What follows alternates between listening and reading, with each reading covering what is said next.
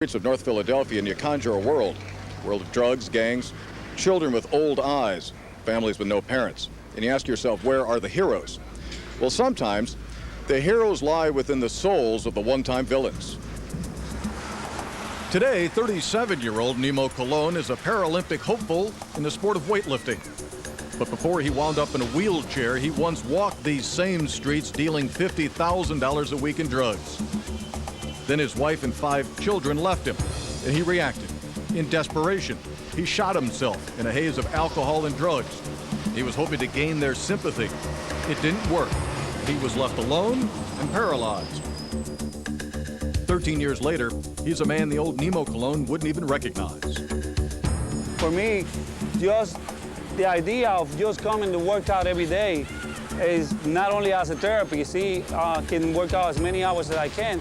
And that not only helped me physically, but you know, spiritually and mentally. I don't need to take medication anymore for depression, because one of the things the exercise, and that has been proven, the exercise definitely release stress. Okay, so nobody see me sitting around and worrying about, oh, poor me, or you know, what happened to me. No, the exercise do help me a whole lot. It's the best therapy I can recommend to anybody, you know.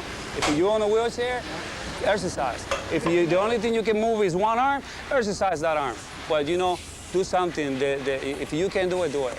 Do something to get your life back together. Weightlifting helped resurrect Nimo's life, along with a profound, newfound faith. The gym on A and Allegheny Streets in the Kensington section of North Philadelphia is Nimo's contribution to the neighborhood that he once preyed upon.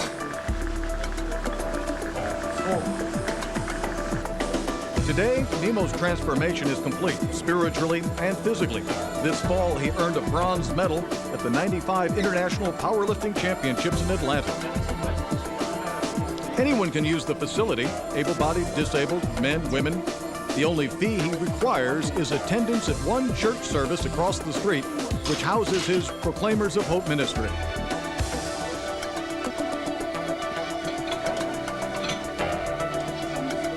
When Nimo Colon was first recovering from his tragically self-inflicted shooting, he couldn't use his legs at all.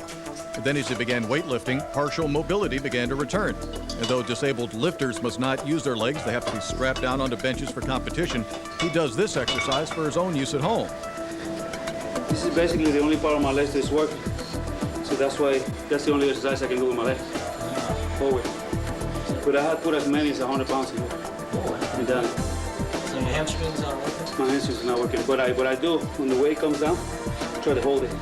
So that way, that keeps burning the back of the leg too. And it helps a whole lot. We'll be back with more from North Philadelphia when we return to ITT Hartford's Breakaway.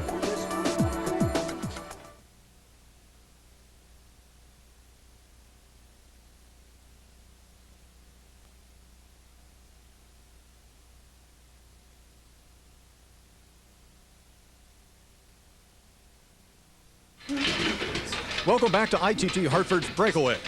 Weightlifting is only one link in Nimo Colon's new life. The anchor is the Bethel Temple Church across Allegheny Street, where Nimo is a church elder and house parent for the Proclaimers of Hope ministry.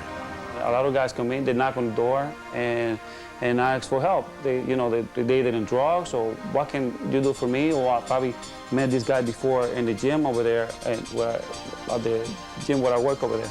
And a lot of them come with the drug problem, and they say, well, can you help me? Can I come into the program? Can you send me somewhere else? You know, and other people come looking for food or maybe furniture sometimes, because it's a lot of things that's given to us, donations or furniture, clothes, and things like that. Whether it's weightlifting at the gym or working through the ministry, Nimo's mission is to involve the lives of those men who have come to him for help in restoring their lives, and that includes his own personal techniques. Some of these guys, they go and do drugs. They might live in a crack house. They might get into dangerous things. They might shot somebody, you know. But you tell them, pick up one of those birds. I said, can you please pick up that bird for me?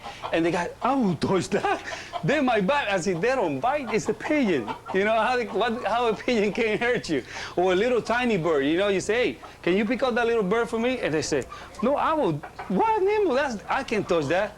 And it's something else, you know, because people are not used to, they don't know, it's something strange for them. So it's a therapy for them to see, you know, something different. Nemo's own second family includes 13-year-old Irma and 10-year-old Junior. So for him, the focus isn't limited to restoring hope for adults. I think that's one of the things that makes them attract the kids a lot, because they see me on the wheelchair, they come with the questions, say, hey, what happened to you? And that's one way that I have a way to share with them how, I got to get this brother the key here, because he's ready to open the gym. How you doing, Tito? And so they usually ask me, you know, hey, what happened to you? And I said, well, I got shot. I shot myself many years ago, 13 years ago, and that's why I'm in a wheelchair. How, where, and why, how that affect your legs? And I'm able to explain to them how that happened.